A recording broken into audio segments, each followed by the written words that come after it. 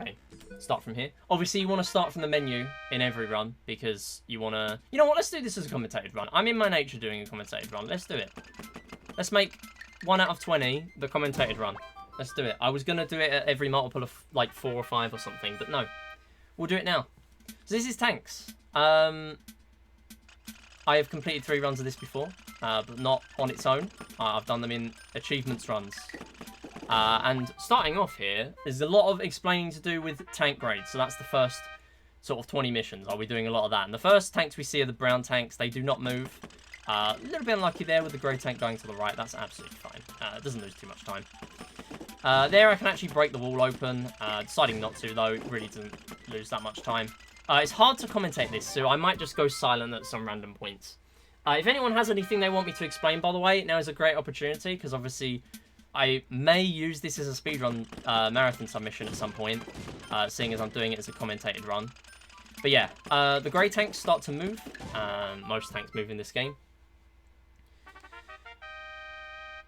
But the Greys have a very defensive trait, so they are very difficult to work around in a speedrun. Now, Teal tanks also have that trait, however, they fire rocket bullets. So we first see them on mission 5. We will see that mission again later on. Seb being a memer, trying to get me to explain slots or box 23. I will not explain slots. You're a slots connoisseur, you know how slots works. And you know how box 23 works. Although you also know that it's not going to be in the Deal or No Deal reboot. So, yeah. That's a dub, honestly. Anyway, moving back to the game. So here we have very closed off level. And this is one of the only levels where the Teal tanks... Oh, hold on. Let me just take that one out. The Teal tank in the corner there at the bottom right sort of fires very randomly at you. Now, most of the time, these Teal tanks, they will fire directly at you. That means you can, as long as you're always moving, you will not get hit. Now, they do sometimes not follow that, especially that first shot. I think the tank just sort of sees me coming towards it and then just fires a bullet wherever it's pointing. I thought I was going to die there. That was very lucky, actually. Yeah, so... There's a lot to process in these levels. The other main thing for me to mention as well, we do have yellow tanks now. Yellow tanks have a mine limit of 4. So they can sort of trap themselves in and other tanks. Because now they're sort of working around the mines. They do not want to go out of that area at all. Because if you go too close to a mine, including your own, you will make it blow up immediately. Within a couple of tiles, mainly. Red tanks here as well, they have much faster fire rate. We have a fire rate, though, that is technically unlimited. Oh, no worries, Seb, no worries. Appreciate you stopping by. Hopefully see you around. But yeah, so we don't actually have a limit on the amount of bullets we can fire, sort of. Let me just defend myself there from that bullet. Just play a little bit less risky. Let's defend that one as well. Cool. Nice. So, we do not have a fire rate limit, but other tanks do. So, as long as we can press the B button fast enough, we are fine. Now, coming up here, we have green tanks as well. And these ones are very difficult. They are the only ones that have this sort of passive trait, where they are stationary, but they will... they do not... they have a pretty good fire rate, but they will only fire if they can sort of find a good angle on you. Nice. I was worried that my bullet was coming back towards me there. So they will fire every like half a second. Or no, every second rather. Half a second would be kind of unbearable. So yeah, what we can do, we're firing at the walls as well, and that does help us because our bullets will be refreshed quicker. We have a bullet limit of 5 and a mine limit of 2. So I do need to be conscious with that at all times. Almost dying to my own bullet there. That is okay. And we're going to close this one out, hopefully. There we go. So although the Teals are defensive, they will sort of stay on their track for a little while, kind of like Pac-Man targeting. They will sort of be on that targeting for several seconds and then move on and do something else. So although they are defensive, they will sort of go off and do other things as well. This red tank is very difficult to deal with. And you might notice as well, these green tanks have a nice hit. Wow, was not expecting that. I'd have gone the other way for that. if I was expecting that to happen. That would have been optimal. So by... yeah, we can sort of fire at walls. It means we get our bullets back quicker. I'm using mines sometimes as well, and these mines can be used to destroy walls. I'm just going to sort of fire kind of randomly here. We did get 2 kills for that. Very nice. And the purple tanks, they're similar to the reds, but they can lay mines. They are pretty difficult to deal with because they can play a little defensively sometimes. Here, I'm going to fire 5 at the wall. Nice, we did get that kill. Here, I'm going to try my best to get this green tank out of the way. We then actually got the purple from lucky coincidence, and then we're going to fire at these greens. So yeah, the greens are the only ones that have the a ricochet limit of 2. Every other bullet either has 1 or 0. So the teals, they do not ricochet. The greens, they do. So they are really hard to deal with. And that is a death, unfortunately. So this one's really hard to deal with. Main reason is this green tank, if it starts aiming down, it is probably going to fire straight at you. Or a really good, difficult angle right at the beginning. So I'm sort of paying attention to the sounds in the game to sort of work out exactly what's going on. Sort of moving out of the way there a little bit, just to avoid that tank as well. So I sort of have a pretty methodical way of dealing with this one. All the missions from 1 to 20 are predetermined. So I sort of deal with each one at a time. But tanks ILs that are going for proper optimal times, they will most likely, if it's one of the top times on the leaderboard, they will do completely different strats to that, just to sort of maximize the chance of time save. Because there's no guaranteed time save here, not really. I'm just going to take out that teal tank because it's being a little bit annoying right now. I'm going to fire a couple of bullets down there, and the main reason is just I might as well fire some bullets while there's some downtime, because there is a chance that the tanks will just get in the way of them. That is the main way of saving time here. Yeah, I will refund you, yeah, don't worry. So here again, it is good to sort of fire directly at the tanks, but it is nice, if you're comfortable with it, to fire at the wall. As long as you are good with your reaction times and you are happy you'll be able to defend yourself. Good thing is, if you only use 4 bullets, you always have that extra 5th one at your disposal to sort of use. Now here, I'm trying to spray the bullets again. Nice little kill. So 8 tanks to deal with on this level. It's kind of difficult. Sometimes the tanks can sort of not play ball. And yeah, that's fine. That was an unfortunate death, but no worries.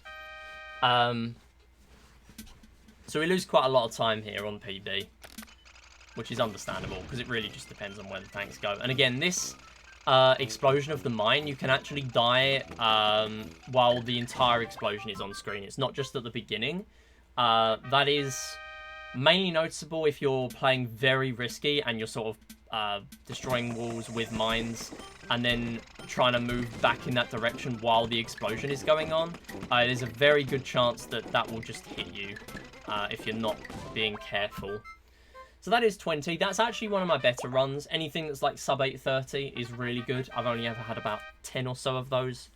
And only a handful, only a few of my runs have been... let's just try and get that grey out of there. There we go. Nice. Only a handful of my runs have been sub 8, which is a really, really hard time. Oh, come on. I was literally firing straight after you did there. That's frustrating.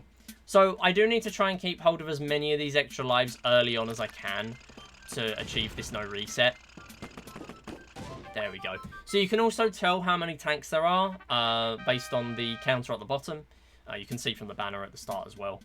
But it really does help to sort of navigate the mission, know exactly what you're dealing with at all times. And you can also tell, sort of, from which music is playing. There is progressive music in this game, which changes based on the highest grade tank that is remaining. And it's pretty cool. Yeah, I'll refund you anyway. It'll refund you and then you'll get it back. So next time you come here, you'll just have that 2k. But yeah, no worries. Thanks for stopping by, DDoS. Appreciate it.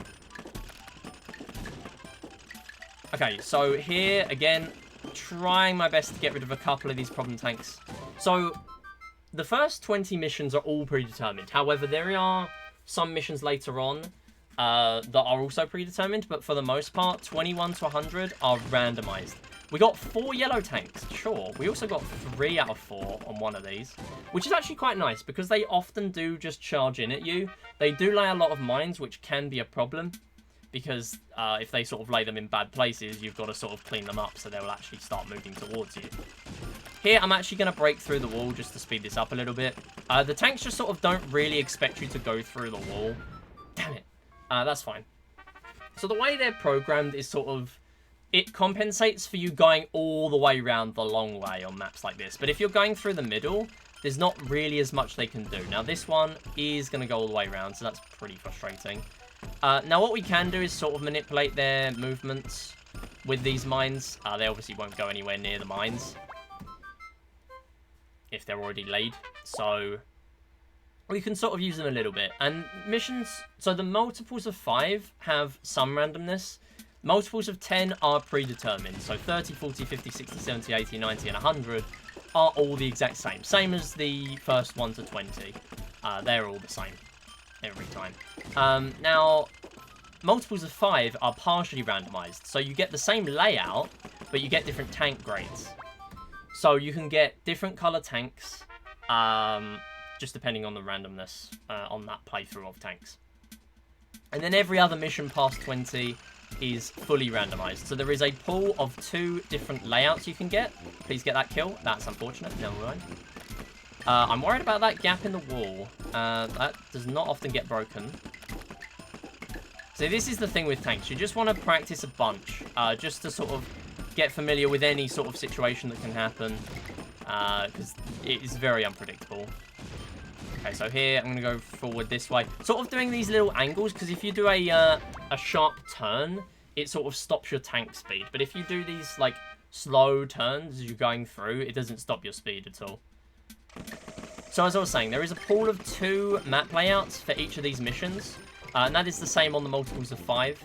For the multiples of 10, there is just that one map layout, though. Here, there is a white tank, though. I didn't actually explain the white tanks. So, the white tanks appeared now 9 missions ago, on mission 20. You can see where they are based on... And this is why I would have commentators for a run like this.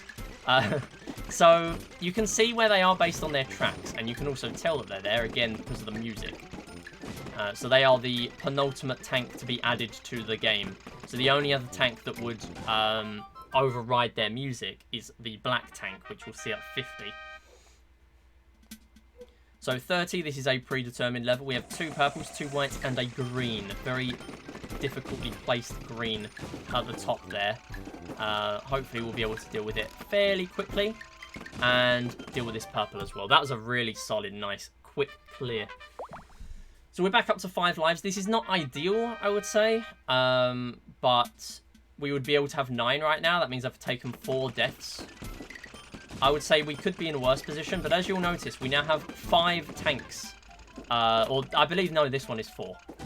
But as we go through some of these multiples of 10, we'll start to see 5 tanks, 6 tanks. We will max out at 8 tanks. There are never more than 8 enemy tanks on a mission. But we will see quite a lot going on at those points. Now, those tanks actually kind of moving the green out of the way a little bit.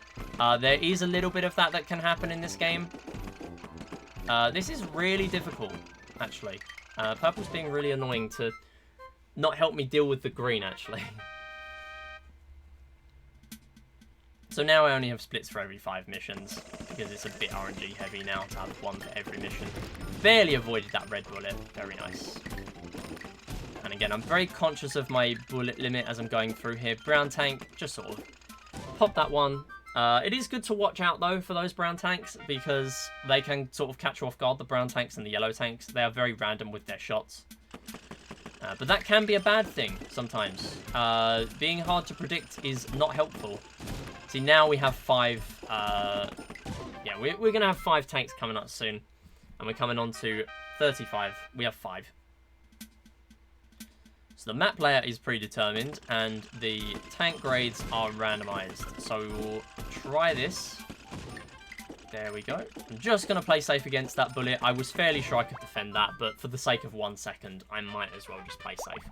Very nice little gold split there, and that was deathless for those 5. So there's not too much going on at this point until we get to 50. They are where the real spicy levels come in. Almost ended up SDing on that mine. Luckily we didn't. I'm just going to play safe. Yeah, I just sort of backed up there a little bit just to avoid that bullet.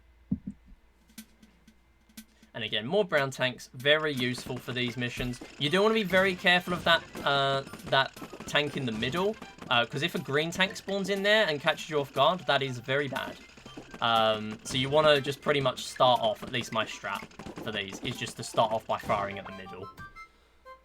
So I keep splitting and forgetting I've got multiples of 5 for the splits now.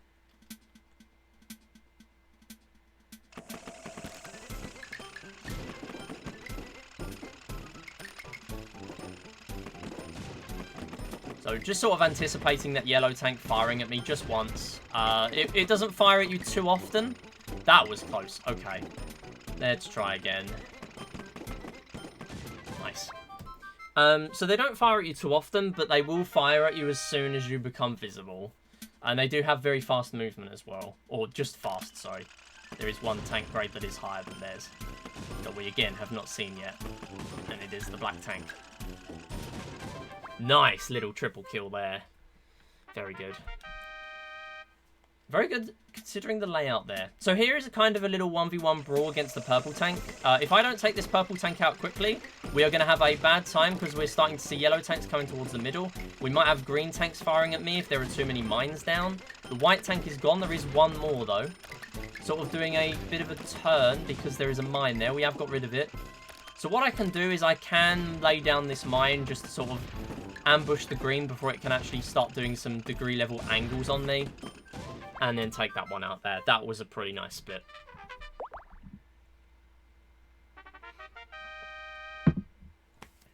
So again, deathless, very nice to see. We want to be on 10 lives, preferably, for these late levels for a no reset. Oh, I pressed B directly after. Okay, that's unfortunate. That's fine. So one thing you might notice is that the obstacles do respawn upon a death. Nice. And barely threading the needle there against that.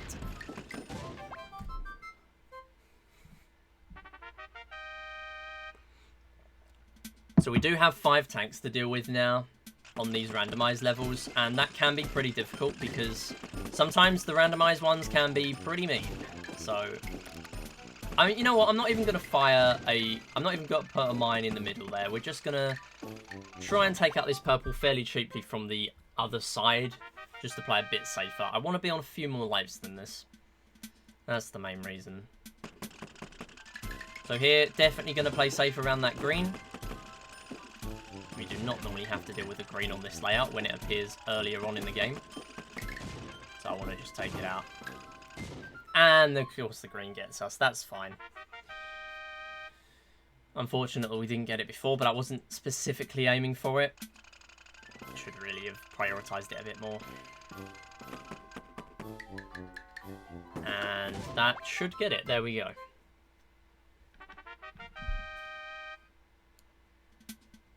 So this is a very difficult layout to deal with. Straight away, I'm going to fire at the green. That will be the biggest problem for me to deal with. That's really annoying. Okay, I literally saw that bullet a mile off and tried to defend it and it just didn't work. Okay, I need to, like, stop dying now because I've lost, like, 3 lives on this set of 5 and we're not even done with it yet. And this is why this run is difficult, because we are going to have to deal with, like, levels with 8 tanks later on. So this is another one which is slightly randomized. And take out that brown tank first. It can be good to leave the brown tanks because sometimes... Oh, nice. Sometimes it can be good. Yeah, so the tank has sort of trapped itself there. Nice one. With that mine. So it can be good to leave stationary ones sometimes. Obviously, the only ones that are stationary are browns and greens are very difficult to deal with. But the benefits of that, if you do leave one, is that the tanks, will sometimes, the enemy ones, will sometimes just not fire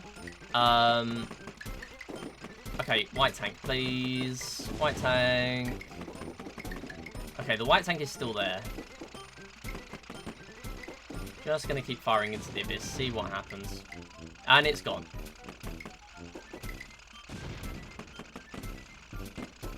Cool, okay. Still not done. Been a little bit of a difficult mission, that's fine.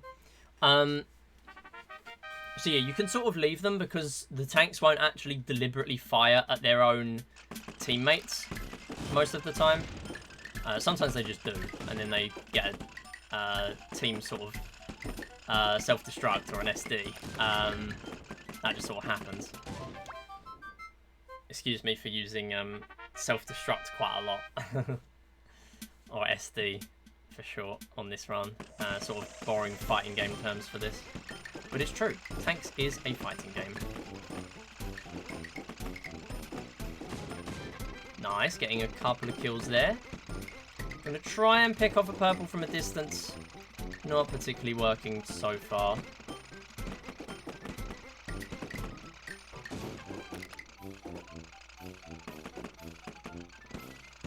Nice kill. We've still got 2 more left. Just 1 more and then we're going to see the debut of the black tank. There we go. So I actually just fired directly at it. I was considering firing at the wall. But the thing with the red tanks is they will often just approach you anyway. So there's not really any reason for me to do that. I'm just going to take out this teal first because it's a bit more concerning.